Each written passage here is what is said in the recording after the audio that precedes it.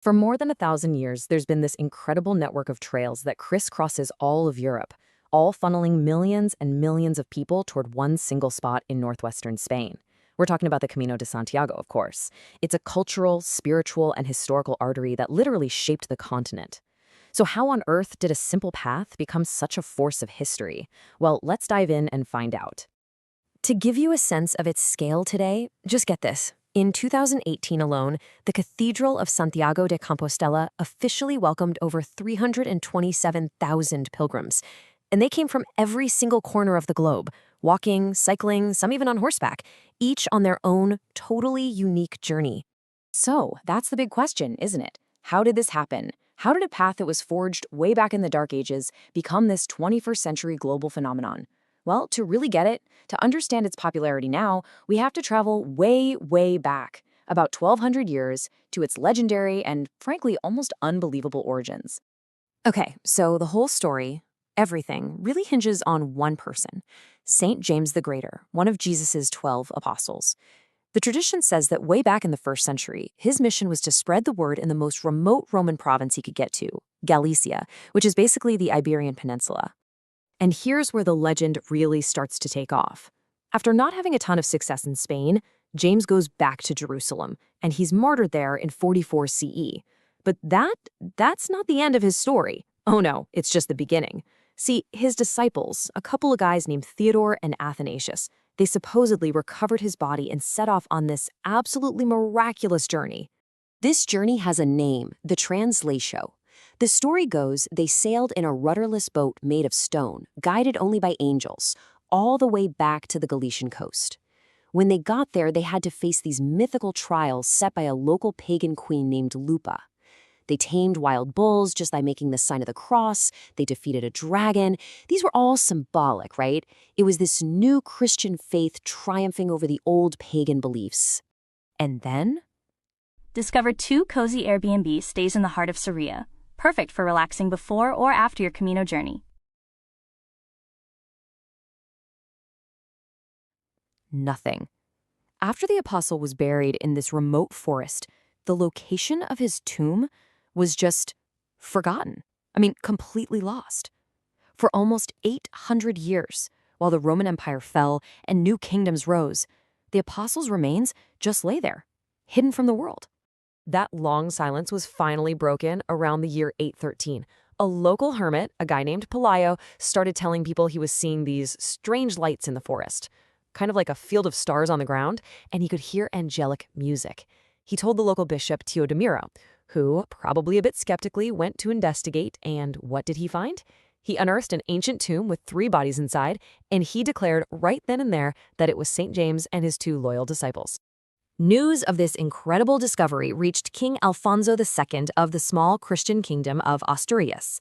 Now, he was smart. He immediately recognized the massive spiritual and, let's be honest, political power of this find.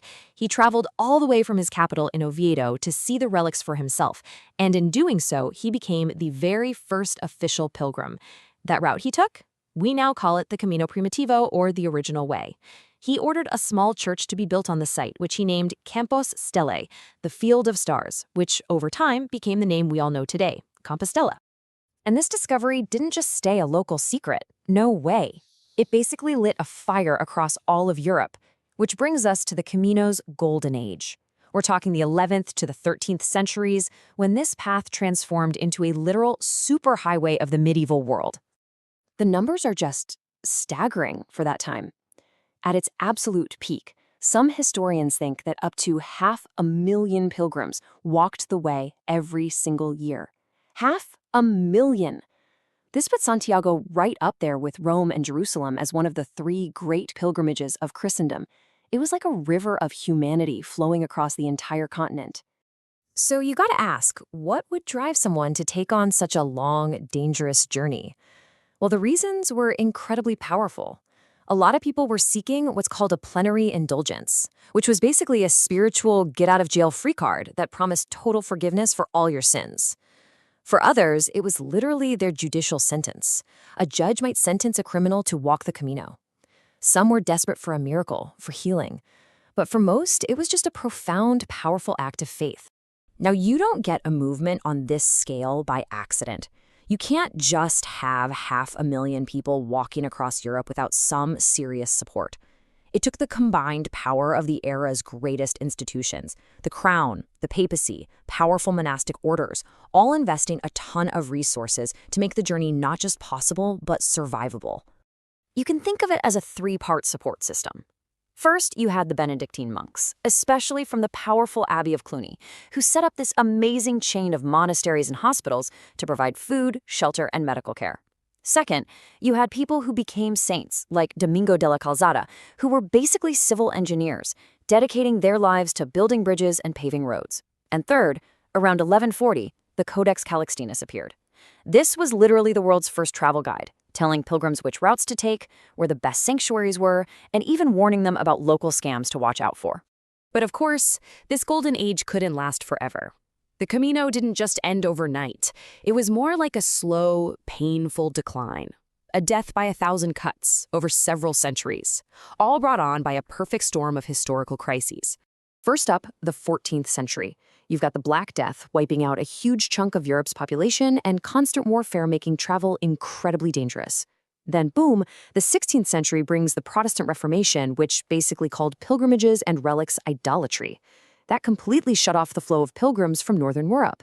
And then, and this is a big one, in 1589, the Archbishop, terrified of an attack by Sir Francis Drake, hid St. James's relics so well that nobody could find them again for almost 300 years. To top it all off, the Age of Enlightenment and all the revolutions that followed completely dismantled that old monastic support system. The path was left almost totally deserted. By the late 1800s, the Camino was pretty much a ghost of its former self, almost completely forgotten. But just when it seemed like it was lost to history for good, the seeds of a truly remarkable rebirth were planted. The crucial first spark? They found the body again. In 1879, during some renovations in the cathedral, workers stumbled upon the hidden box containing the apostles' remains. It took a few years, but in 1884, Pope Leo XIII officially confirmed they were authentic. And just like that, the Camino had its spiritual anchor back. But the real hero of the modern Camino, the person who truly kickstarted the revival, was this humble parish priest named Father Elias Valina San Pedro.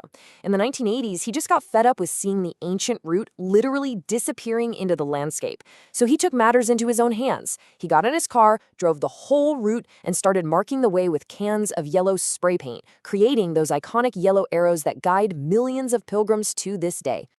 The impact was nothing short of explosive.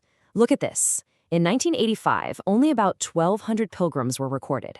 But then came 1993. It was a holy year, and it happened right after the Camino was declared a UNESCO World Heritage Site.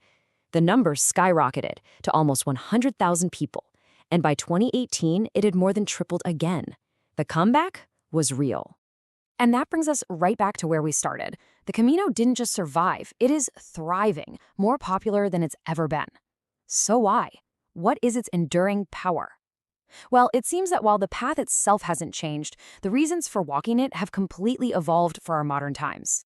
This is really the key difference. The medieval pilgrim was walking for atonement, right? Their motivation was religious penance. Their goal was forgiveness. The modern pilgrim, though, well, they often walk for connection. Connection to nature, connection to other people, and most importantly, connection to themselves. It's become less about penance and more about a personal challenge, a journey of spiritual discovery, whatever your faith might or might not be. And that really leaves us with one last thing to think about. In our world of constant digital noise, where everything is instant and virtual, what does a simple physical path actually offer? The Camino provides this ancient rhythm of just putting one foot in front of the other, day after day. And maybe that's its real power. In its profound simplicity, it offers a direct line to history, to the landscape, and to the very core of the human spirit.